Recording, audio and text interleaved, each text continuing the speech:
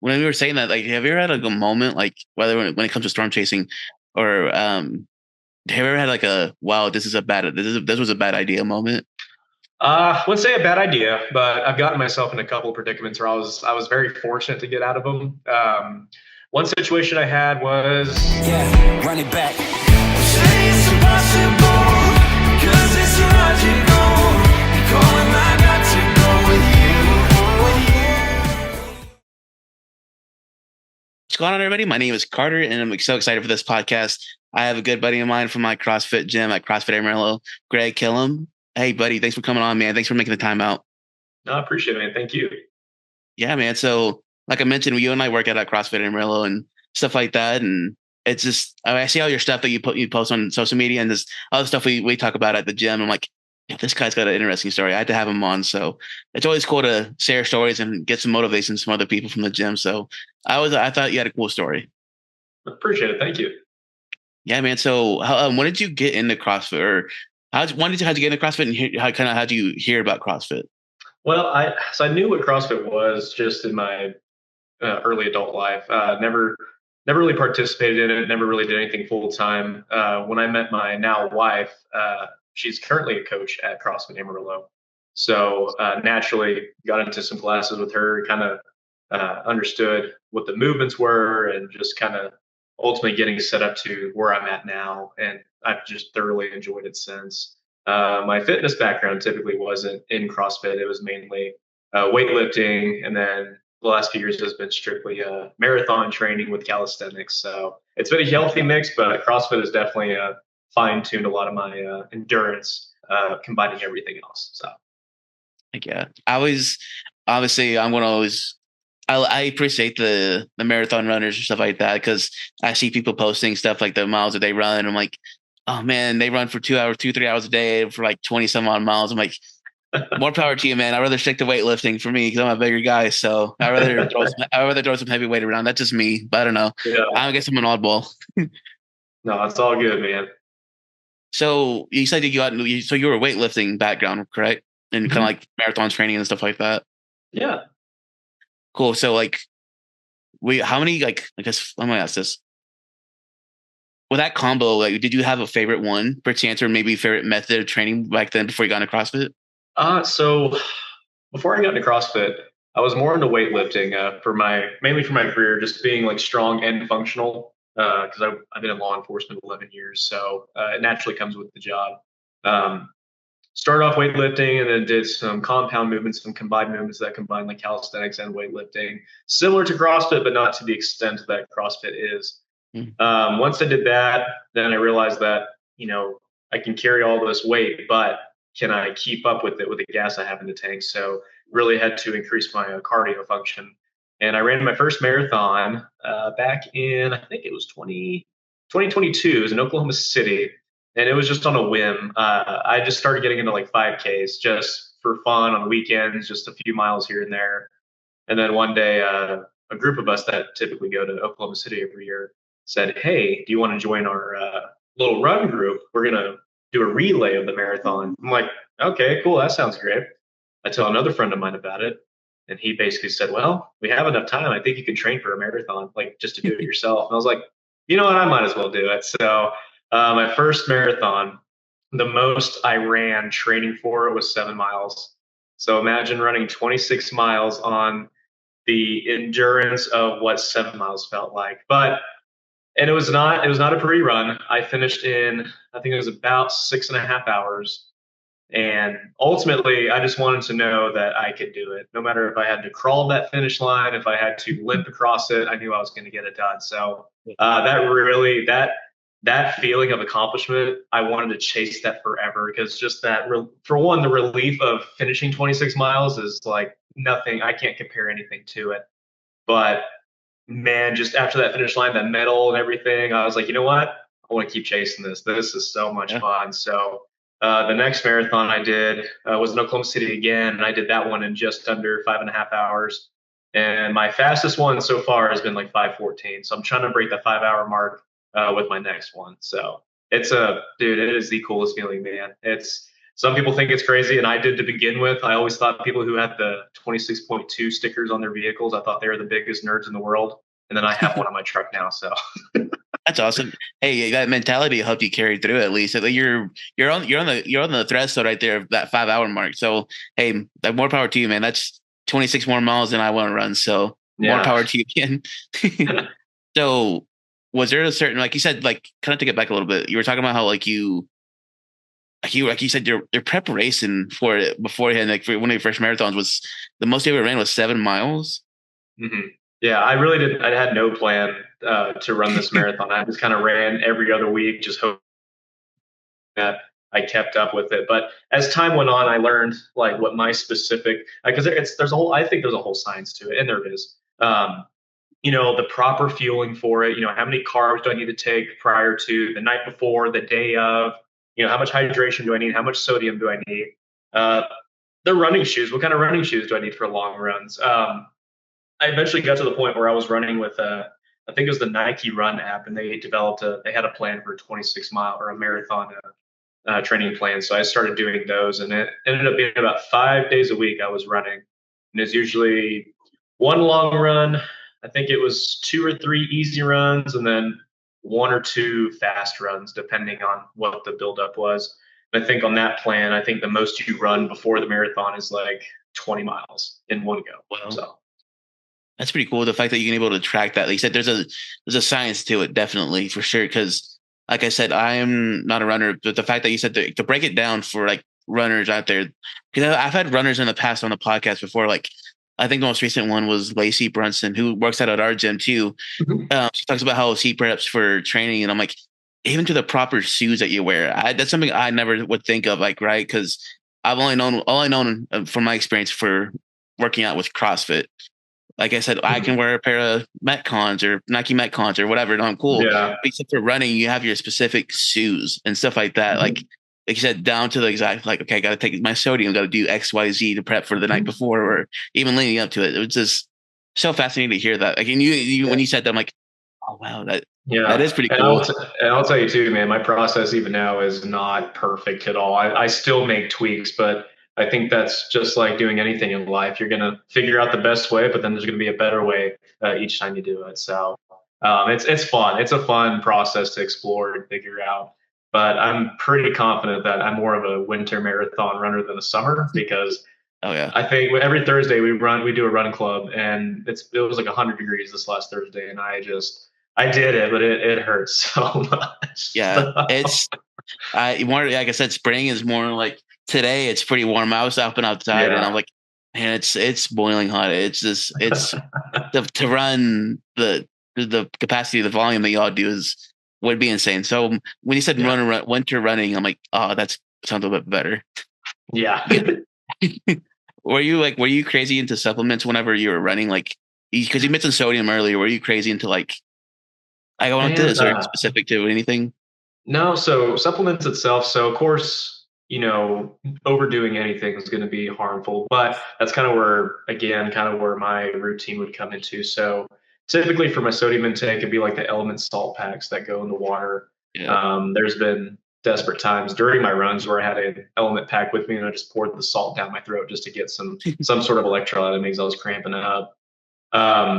I've done the little goo packs, like just for quick carbs, just to have something during the run, because it's just fuel that's getting constantly burned. And even though they're 100 calories a piece, depending on the runs, I'm burning anywhere upwards to, about 700, 800 calories per run. So just the little bit I can get in there just to get that edge. I did some salt tablets for a little bit just to kind of try those. Overall, man, I will say just whole foods in general have been the largest supplement of my runs, because you need carbohydrates to fuel properly for runs like that, because you have the glycogen levels that deplete, because that's what your body is relying on. And of course, I increased protein intake to ensure that muscle fibers weren't breaking down beyond a certain point that I wanted either. But yeah, no, really whole foods, and then depending on the length of the run, probably just some salt water, a couple of goo packs, and that's really all I use typically. Yeah, like you said, for running, I can only imagine, like you said, carbohydrates, that's a big filling factor for running and anything like that. Because even for like what I've been seeing lately for even in the CrossFit realm is people like in between lifts or in between, bike intervals, whatever. Um, they have some honey that they eat. Like when they're on the bike, it's like they need something to help those muscles or help their bodies, blah, blah, blah. When, I find that fascinating because I'm a little bit of a science nerd. So that whole biology intake, how your muscles work, I don't know, just because I have an older brother who he's a PT and that he's like, gotta do blah, blah, blah. I'm like, does this hearing that all my life? So I always thought that interesting when you heard that. I'm like, what? That kind of burnt my ears a little bit, Yeah, yeah, and you'll see it too. Like whenever if we're ever in a class together here soon, my wife and I usually have a honey packet with us that we take right before the lift itself. So the only thing I usually in those instances I'll do that, and then just the water or whatever sodium electrolyte beverage I bring with me for in between rounds if there's time for it. Yeah, I don't have my gym back here with me, or if I did, I would pull it out. But I have there's a company called Podium, and they have like a sodium like BCA type drink I like to drink. And when I start like feeling over, I feel like I need something to feel better. I'm like, especially during our strength session, I'm like, okay, I'm sweating a little bit. We're getting a little bit of sweat starting. Let's where you feel a little bit, here. But then again, I'm not running a full marathon like you or anybody else are. So I get it. I'm too pampered for this stuff. I get it. But no, you're good, man. Speaking of nutrition, because you and I have talked a little bit about nutrition here and there, and what you're going through is pretty interesting. Like would you call it a carnivore diet? What would you call it what you're on right now? I would call it, if anything, now a carnivore lifestyle. And the reason I say lifestyle is because the very first time that I went through like the carnivore diet, and I hate saying diet because I think if you attach the word diet to any nutritional plan whatsoever, it already sounds like an obligation. And quite frankly, fueling yourself properly, in sense is an obligation because you want to make sure you're feeling good, but at the same time, you don't want to feel like you're cutting back certain things or limiting certain, like there's a whole realm to it. And ultimately what this lifestyle is, it's focusing entirely on your fuel being protein, animal protein. So anything that's on sea, air, land ultimately is fair game. The very first time I did it for about a 2 month period when I was at my previous agency, and I'd lost a good chunk of weight. I'd lost some fat that I had because at the time I considered myself skinny fat because I just didn't really I didn't have a shape. I just kind of I was functional. I was strong. I could run, but I just kind of was just, what I would say average for lack of a better terms. But just in those 2 months, I noticed my strength had gone up tremendously. My energy levels were through the roof. I felt it just felt natural. Like it wasn't like a crash or anything of that sort. And at that time, like I cut out everything that wasn't carnivore. So no sugars, no vegetables, no carbs, nothing whatsoever. So after 2 months of doing that, I kind of went back into introducing other items of food, like fruits and things that were whole foods to see how compatible they were with that lifestyle. And in the years I've done it, because I've kind of done it on and off, and this year I've tried to stick with it as much as I could, but I've started incorporating things that were pretty realistic that I could have with the diet. So right now, like, I mean, I'm getting probably anywhere between 180 to about 190 grams of protein a day, depending on what's going on in the day. So usually morning time, pretty easy, some bacon, some eggs, sausage, whatever the case may be. Lunch is typically if I cook something the night before, maybe some homemade buffalo wings, some ground beef, lamb, something. If I'm in a pinch, I just go to Wendy's and pick up 3 burger patties and some bacon, and that sustains me until dinner. And then dinner time is usually one of my heavier meals in sense of protein. So it's usually a steak with some bacon, whatever I can really come up with. But I've also incorporated with this lifestyle things that are necessary but whole foods. So I do a lot of juicing. So like anything citrus based, so oranges, grapefruit, stuff like that. I tend to have that as my what do they call that? Hydration, I guess that's the word I'm looking for. Yeah.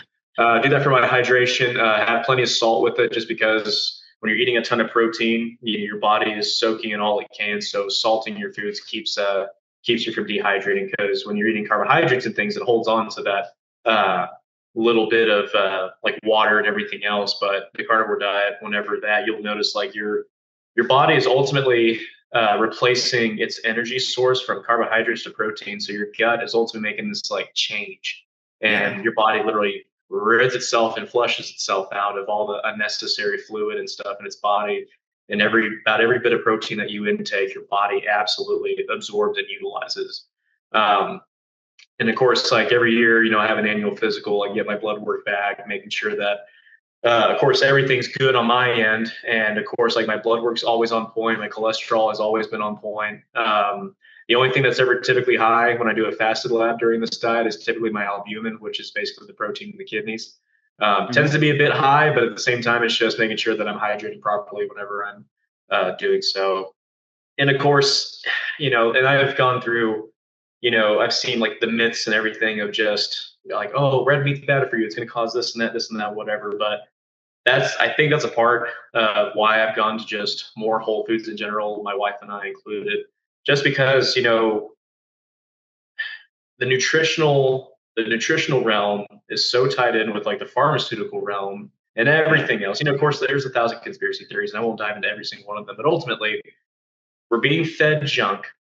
We're Yeah. given medicine to make us feel better, and it's just a repeating cycle. Why am I gonna eat something that makes me feel like garbage to intake something that's gonna make me it's gonna make me feel okay, but I'll still feel like garbage. Like it's not solving all my problems. So, you know, in the last couple of years I've done this, like I have not once like I've not gotten sick. And if there was ever a flu or anything going on, it was very mild symptoms, like maybe just the slightest sore throat, but nothing, some steak and orange juice couldn't solve, and just overall Mhm. eating well, because your body, if you fuel it well, it's going to do well. So it's been a pretty big, an eye-opening experience, diving into just maintaining whole foods, just how criticized and how I think there's just basically been the campaign of just swapping from whole foods to the processed junk that we see in our stores every single day. Everything has bright colors and everything. It's just there's so much to it. But ultimately, for me, in our household, whole foods is always going to be the answer, no matter what. I love to hear that too, because when people who maybe dive into this one, I could be wrong, and I'm just, they said stooge, just spouting out, but I could be wrong. But like whenever people really initially start a diet, who maybe don't work out, or maybe are starting the workout process, Mhm. they maybe they do it for the aesthetics as maybe as opposed to the performance.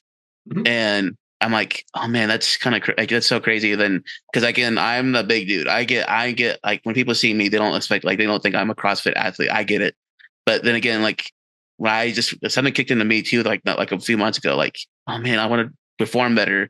Therefore, in order to performing better, this is from my experience. When you said all this, I'm like, oh wow, like in order to perform better, you got to take in what you like, what the right things, right steps, whatever, right, eating the right Yeah. things. What makes sure what's going in is ultimately is going to help you. What your input's going to help you with your output, if that makes sense. Yeah, So absolutely.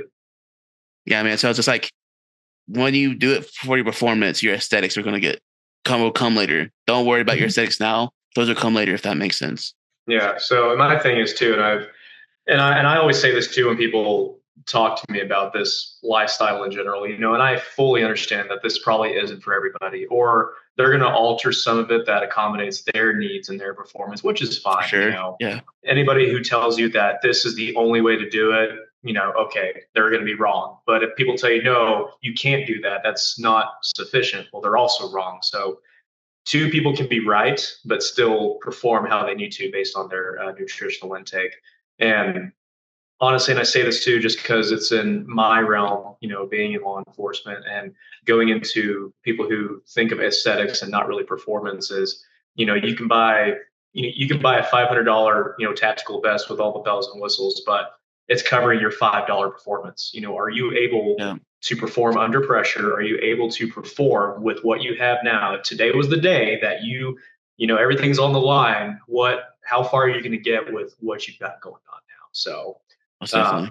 I think in my outlook on a lot of this stuff tends to be a little more direct than most, but that's how I see it in my realm is, how can I effectively perform in the moment that something happens? And I'm the one that has to solve the problem. So that's what a lot of people look for.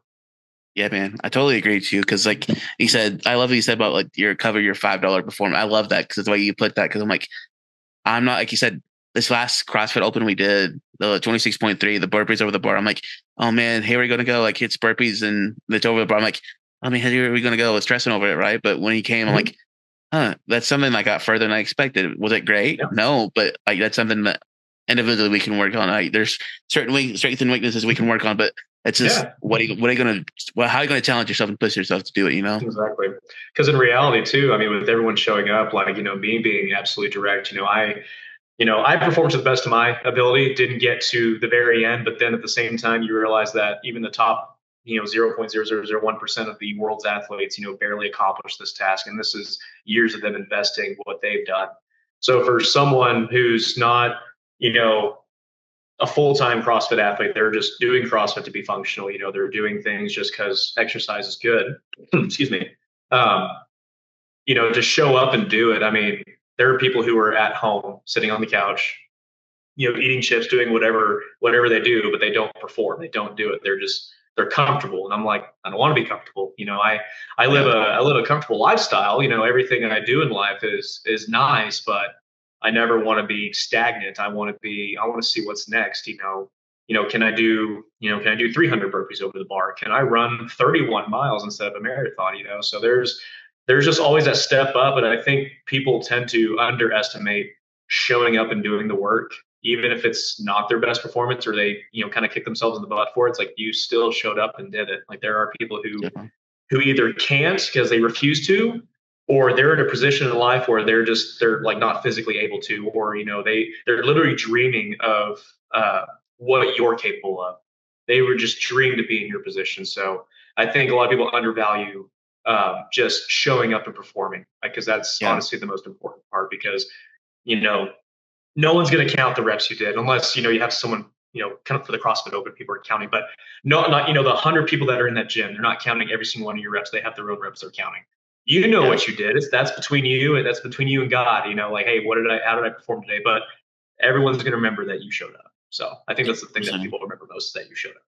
I would say too, no matter where your experience is, if I met someone, because I've been doing CrossFit since 2019, and I did take a year off somewhere in there because of school and everything like that, but still coming into it, I always tell somebody new, like, hey, just keep showing up. Showing up's half the battle. Just keep showing up. Like, it doesn't matter if you're, Jason Hopper, the CrossFit Games champion, or just a guy who's like me, who overweight, who just stepped into the gym for the first time. Like, just show up. You're here. Hey, you did the hard work already. Just show up.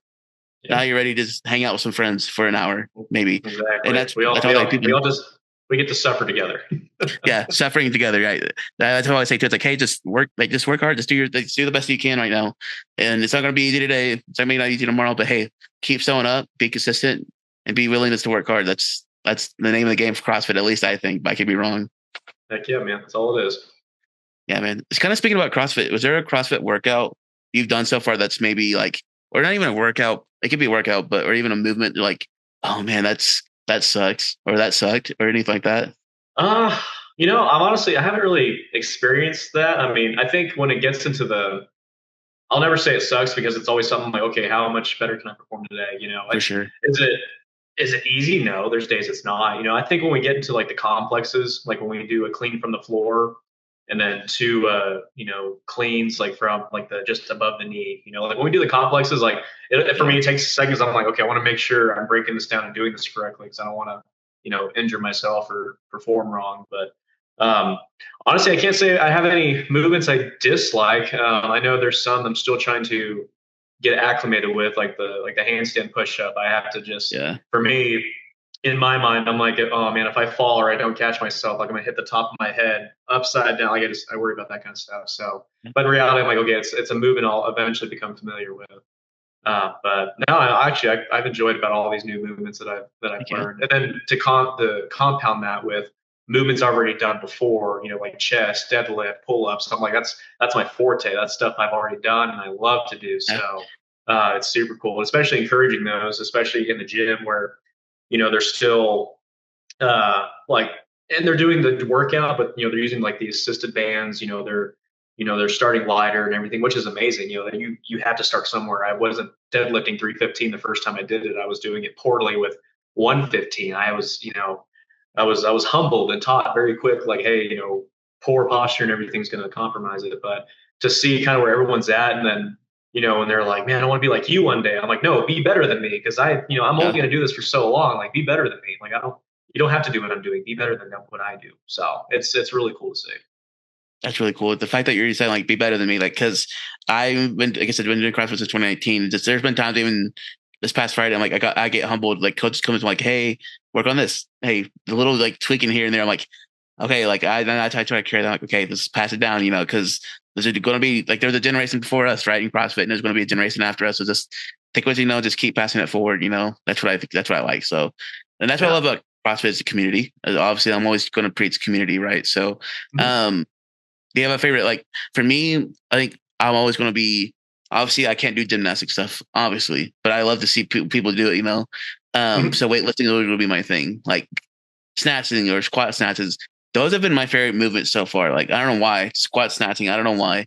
Do you have a favorite movement yet? I'm gonna say my favorite movements right now are gonna be, let's say the clean and like the clean and jerk. Those are fun to me, because those are the ones, like, seeing those before getting into CrossFit, like, just like, I'm gonna toss this heavy weight above my head. Now I'm like, no, I want to do this. Yeah, for sure. But I really love those. Gotten bitten by the bug, right? Kind of like you Oh enjoy it yeah, now. absolutely. Kind of getting bitten by a bug. We talk about something that we love or you love. Um, something that you talked about was we're kind of talking off air a little bit. You were getting into storm chasing, or were we always into storm chasing? Mhm. Yeah. So this started well before my adulthood. Um, so I was born and raised here in Amarillo. So high plains, like, we were in the center of Tornado Alley for like the longest time. For I sure. think in recent years it shifted more to the east, but then again, there's possibilities for any sort of combination of elements in the air to create a tornadic thunderstorm. But when I was growing up, about June 2004, I remember just about the entire month of June, we had just significant severe weather, just back to back to back. Like, we had constant tornado watches, constant tornado warnings. The sirens are going off. It felt like every day. The ominous green skies that people see before a tornado hits, wall clouds. Like, just as a kid, a part of me was so scared, because I'm like, my God, what if our house gets lifted off the ground, or like, Yeah. what if something happens to me? But for the longest time, and I couldn't identify what that feeling was until I got to my about 2019. I just had this just feeling. I was like, what is out there? What is going on? Like, I'm like, yeah, there's a tornado warning, there's stuff, but what is causing this? What does it look like? I want to, like, it was getting to the point where, like, I was trying to go outside during this, and my mom was like pulling me inside, like, no, get back in. Like, you can't be out Keep there. I'm me like, in here. I need to see what this is. Like, I was so curious. So for the longest time, before I got to law enforcement, I wanted to be a meteorologist. Like, I wanted to, like, study the Oh weather. I wow. wanted to just know what was going on. But then, of course, life changes. I make quick decisions, and getting to law enforcement was the decision I made. But that hasn't stopped that wonder of, like, hey, what does this entail? So about 2019, I was just in my free time after work, depending on whether it was happening after work or on my weekends off. If there was a chance of severe weather, I would get in my truck, I'd have my camera with me, and I'd just go wherever this predicted area is. And since then, like, since 2019, I've captured just several hundred, if not thousands, of photos of Wow. just various severe weather displays. I mean, anything from lightning, funnel clouds, wall clouds. Man, just because no two storms have ever been the same, just like a fingerprint. It's never going to be the same. The setup and everything, like the atmospheric ingredients that are needed for a thunderstorm, are relatively the same. Some tend to be more intense, depending on, like, the warm and cold air implications with each other. Um, but man, just knowing that, because I'm not affiliated with anybody. I'm an amateur storm chaser. I'm not corporate owned. I don't work for a news station. I can just have the freedom to get in my truck and go. I can just go wherever it's calling. But yeah, just get set up and watch the storm roll in, man, and just, dude, it's so much fun. So it's a hobby not a lot of people hear about, because everything else, people, they golf, they work out, they do things, which I do also. But storm chasing is like that's like my true passion, because again, I want to see what's out there. Where it's life is more than just staying stagnant. So what is truly out there? And one of the biggest lessons I learned, and it goes with life itself too, with storm chasing, is you think about it. I mean, these clouds are several 100,000 feet in the sky. I mean, there's no on-off switch to this stuff. We have no control over it whatsoever. So it kind of goes with life that we're not in control of everything. And I think that's where a lot of people's anxieties and worries come from, because they just want to be in control of every little aspect of their life. Yeah. In some aspects is doable. You can be in control of what you eat, how you work out, control your finances. There's things that happen, but there's just some things that are well outside of our control. We can't do anything about it. We just let it move on. Just like the storms in life, it comes in ups and downs. We deal with a lot. We deal with difficult things, but it comes to pass eventually. The storm doesn't stay stagnant. It goes away and it dissipates, just like the problems we have in life. So that's always been a really cool reminder, just seeing that, knowing that you can sit back and enjoy it. It's not in your control, but you can sit back and just let it pass. So Like, yeah, I love to hear that too. Like you said, you don't have to be in control of everything. Just be in the moment, be where your feet are, right? But so, oh man, that's kind of cool. So, like, when we were saying that, like, have you ever had like a moment, like, whether when it comes to storm chasing, or have you ever had like a wow, this was a bad idea moment? I wouldn't say a bad idea, but I've gotten myself in a couple of predicaments where I was very fortunate to get out of them. One situation I had was about 2021. So of course, during the time of COVID, when everything was shut down, well, being outside was free. So I always was outside doing stuff. There was a time I was in Dalhart. There was a severe thunderstorm that was rolling in from New Mexico that was bound for like tornado production. So I was like, cool, I'm off. It's an hour drive. Let's go up there and see what happens. Well, I end up driving up there, and I get set up in a kind of on the side of the road adjacent to a farm. And of course, where the fence line was, there were power lines that were just across the top of me. And I'd walked up to the fence and I was taking pictures, doing that stuff. And all of a sudden, as the storm was rolling in, now mind you, it's headed towards me, like I wasn't going anywhere. I was listening to the power lines, and I could hear just like the static electricity, like that static buildup, like right before like lightning struck. I was like, I'm gonna get back in the truck. So I grabbed my camera, went right back in the truck, and I drove just a little bit, like just to get out of the way. And sure enough, that power pole I was standing next to got struck. Oh wow. Yeah. So Jeez. Yeah, I was like, all right, cool. So no power lines, I'll stay away from those. But of course, again, lightning strikes anywhere. So it's like I could have moved 2 feet to the next place it struck. So, and then the only other little that I had during storm chasing was underestimating how slick dirt roads got whenever rain hit quite a bit. It turns into mud. At the time, like I didn't have like the best traction on my truck that I had. And it was literally like sliding on ice, dude. Like I didn't crash, fortunately. I got out. I was just got off on a dirt road, and I was like maybe a quarter mile away from the asphalt. As long as I can make it to the asphalt, I can burn enough forever to get all the dirt off, and everything will be normal. And yeah, I was doing this little number just on the road, that whole quarter mile, Jeez.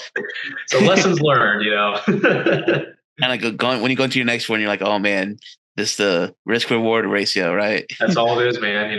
That's life. There's risk and there's reward. So depending on how big you want to go. I guess maybe thrill for some people. Who knows?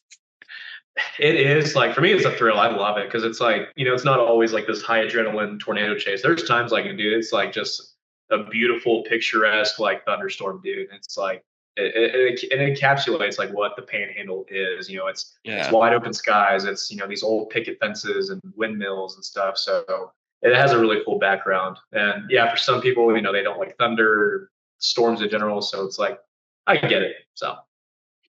So you're just always chasing something kind of tough, right? It's always something, whether it's working out or storm chasing. There's always something we can see Greg doing that's kind of tough and fun at the same time, right? Yeah, absolutely. If it's doable, might as well. Heck yeah, man. I feel like I've been keeping you forever and ever, so I apologize if I keep asking you 21 questions. I think I'm hearing all these stories. I'm like, oh yeah, that's pretty cool. Like I keep fascinating into these stories, man. I'm sorry, but no, dude, don't be sorry about that.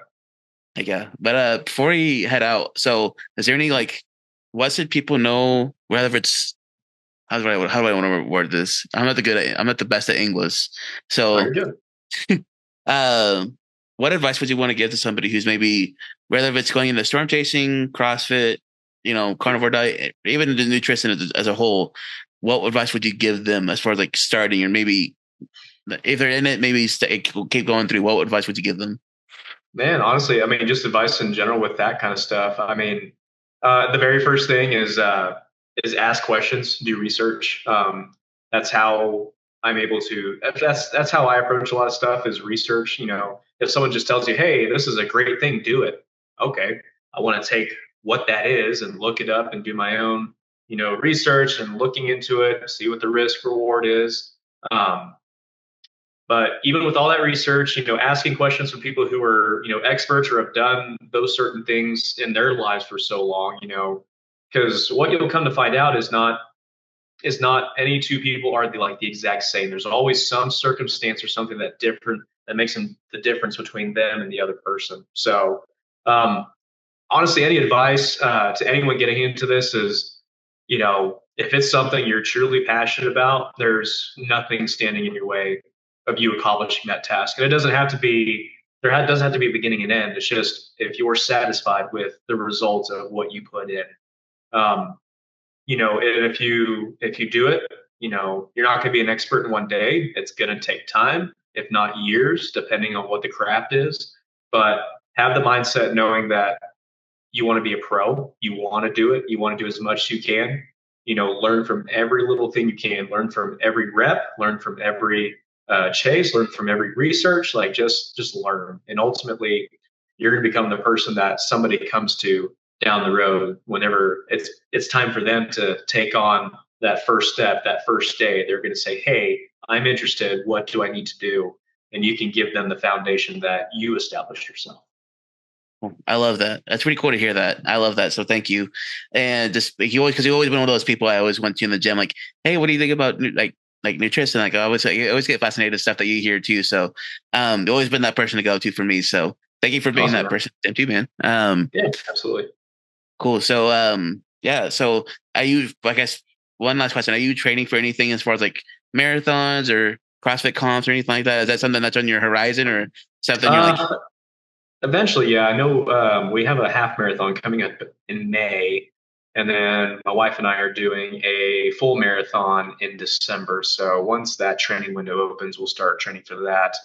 CrossFit wise, for me, like as competitive and like as much hard things as I want to do, I want to make sure I'm crafting the expertise into CrossFit as much as I can, making sure like of course my movements are as correct as they are going to be, the form's on point. I want to make sure that it gets to a point where just getting set up for a lift or a move is second nature.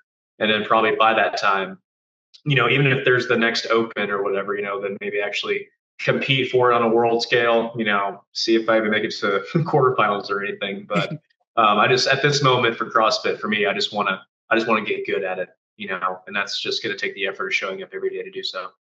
Yeah, man, I love it. Just keep showing up, right? As we said earlier, just keep showing up. Be Absolutely. consistent and also get uncomfortable a little bit. So, Absolutely. heck yeah. Greg, thank you for your time enough, man. It was always fun listening to this to you. I didn't know you were a storm chaser. I could hear you listen to tell storm chasing stories all day, but maybe we can dedicate a whole podcast to that maybe one day. Who knows? I'm good with it, man. I'll have the pictures with it. Heck yeah. I love it. Thank you again, Greg, and thanks to everybody watching this and listening to this wherever it may be. So thank y'all. Greg, thanks again, man. Absolutely. Y'all take care.